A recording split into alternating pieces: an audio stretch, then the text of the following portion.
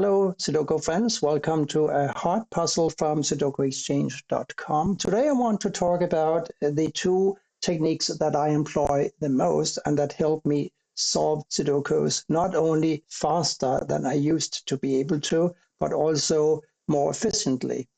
And those two techniques are: one, memory.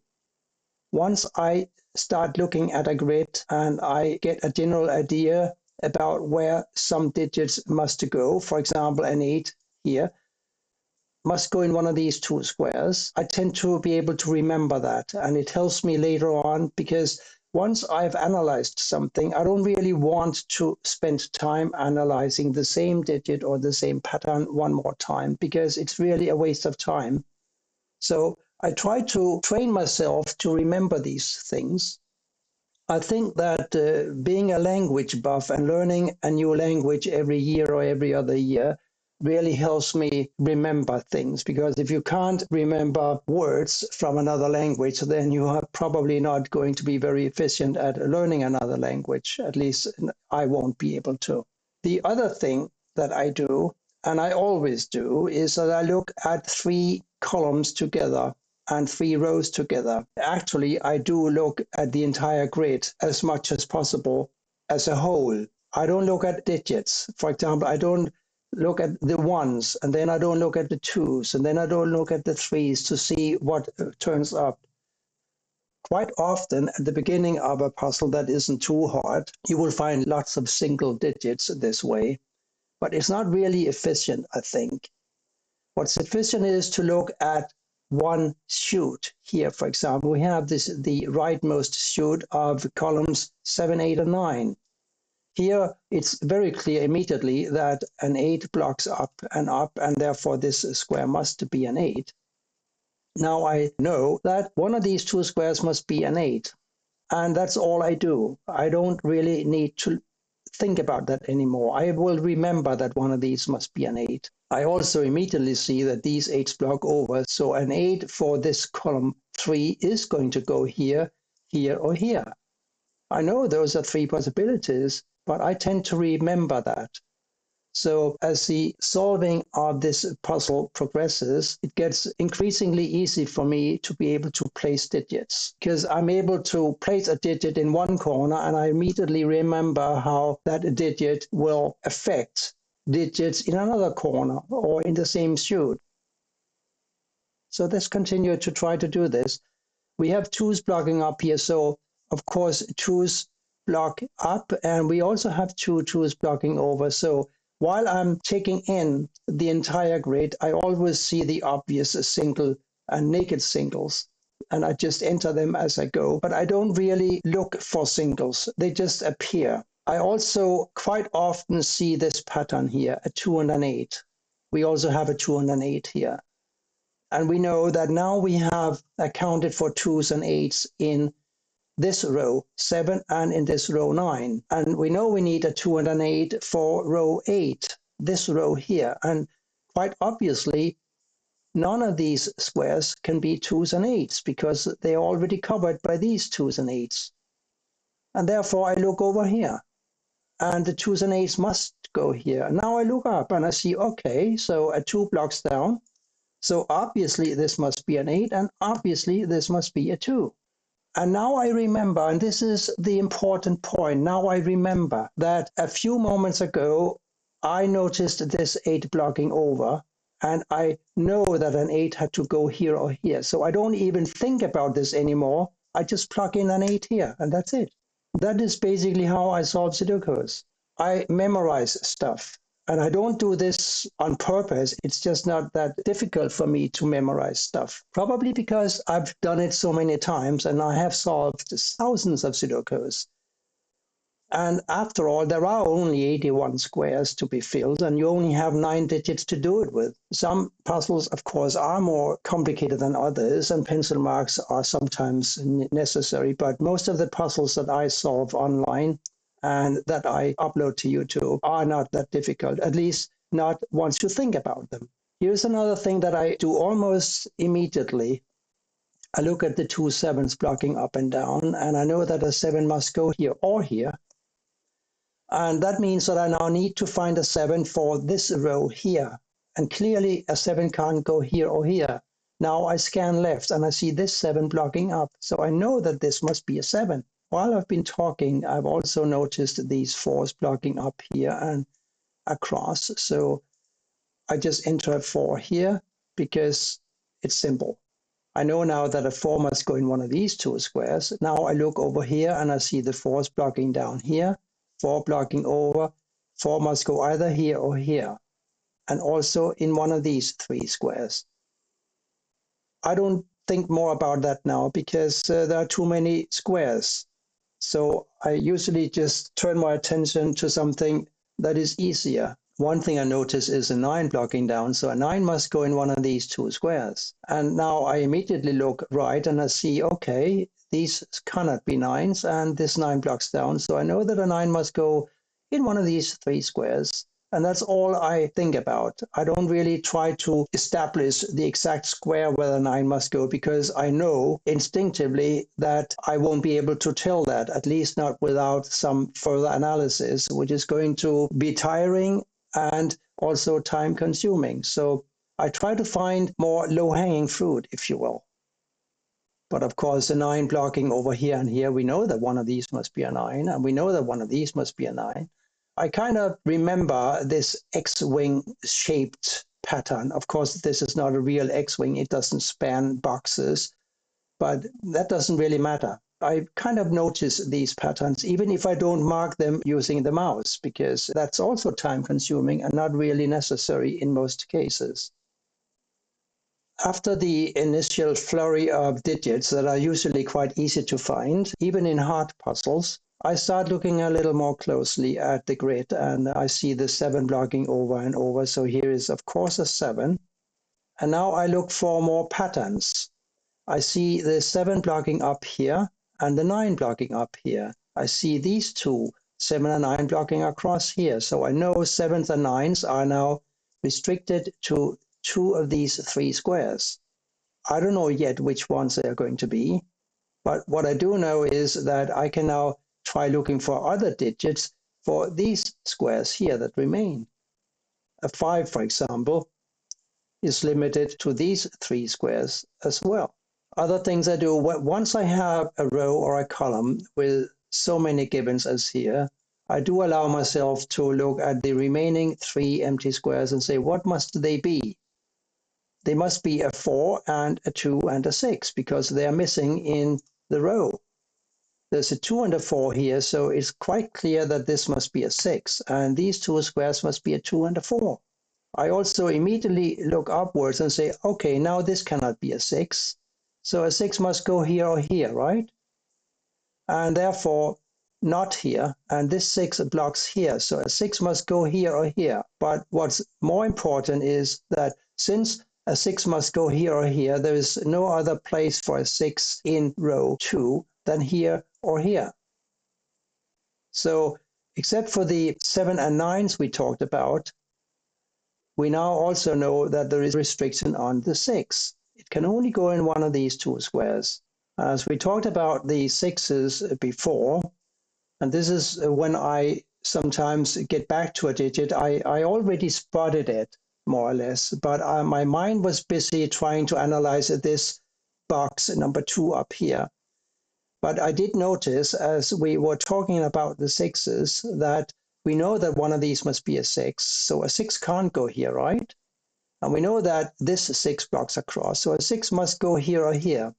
But we can restrict the possibilities for a 6 even further. And we do it this way. This 6 blocks across here. So one of these must be a 6 blocking across. So we end up realizing that this square must be a 6.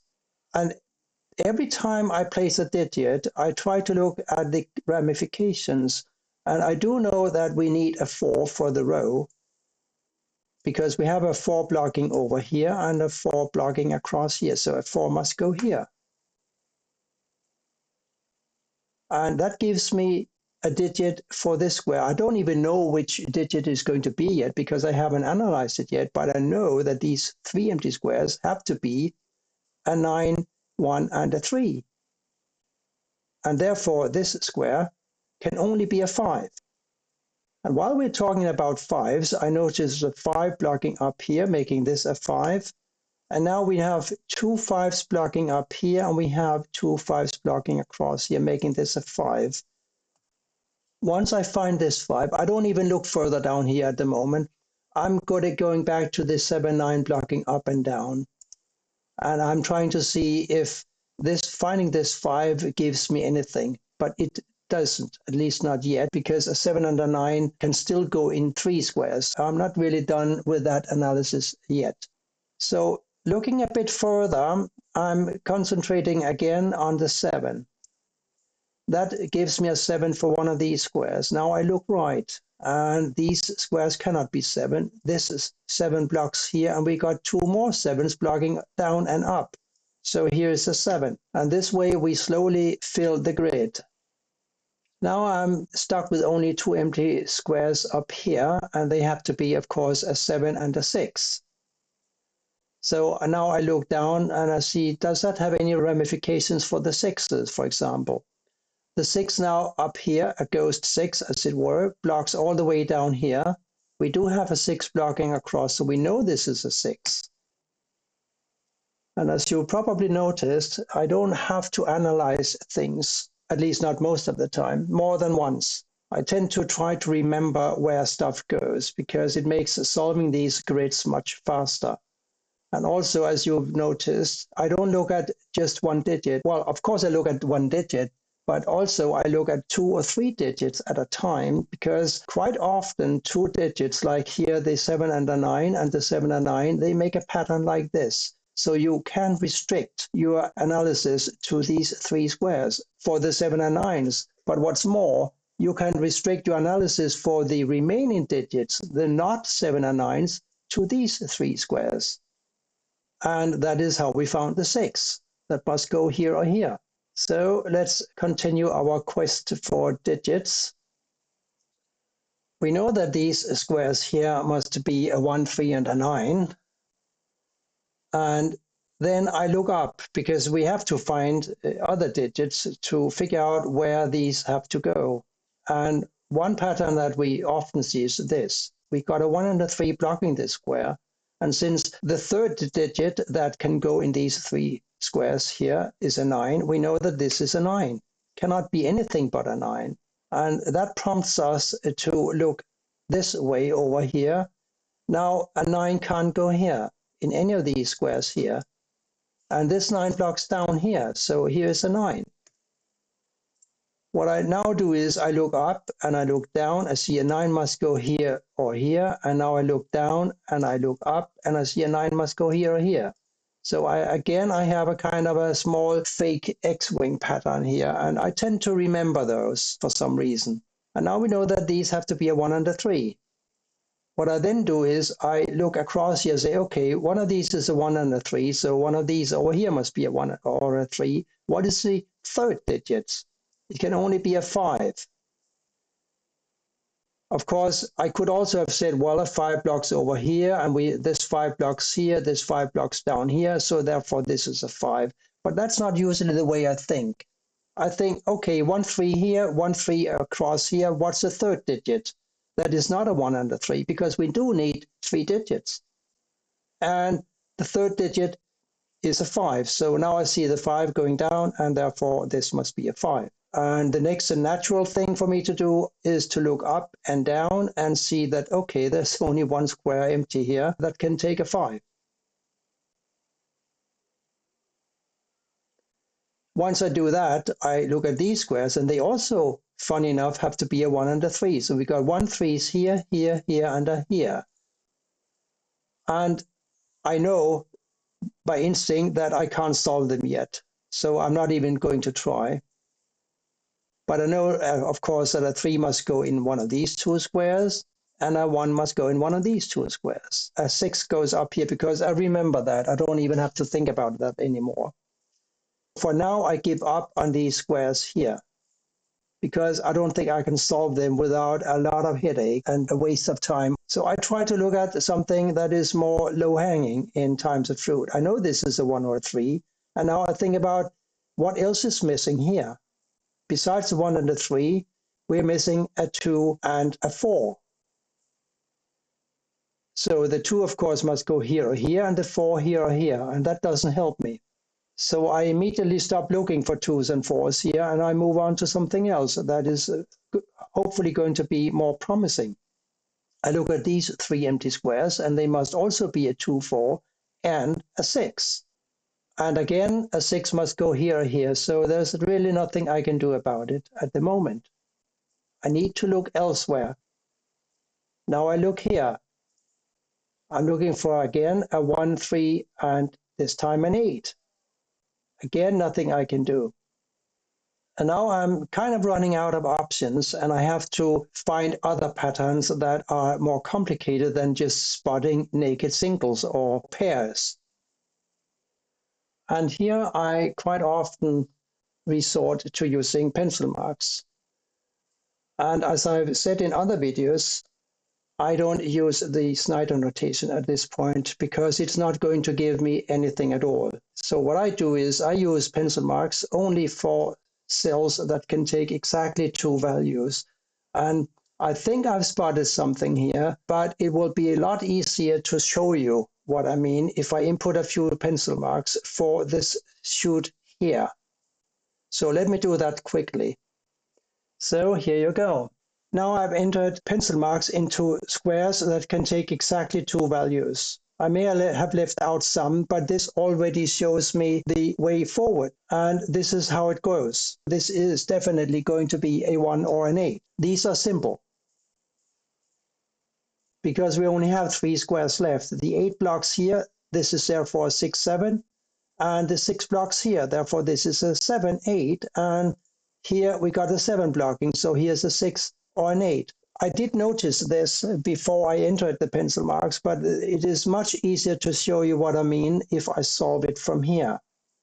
And this is how we solve a so-called XY wing. So the pattern that we're looking at here goes down here. Look at the 1. If this square is a 1, it follows that this square must be a 6. There is no other possibility.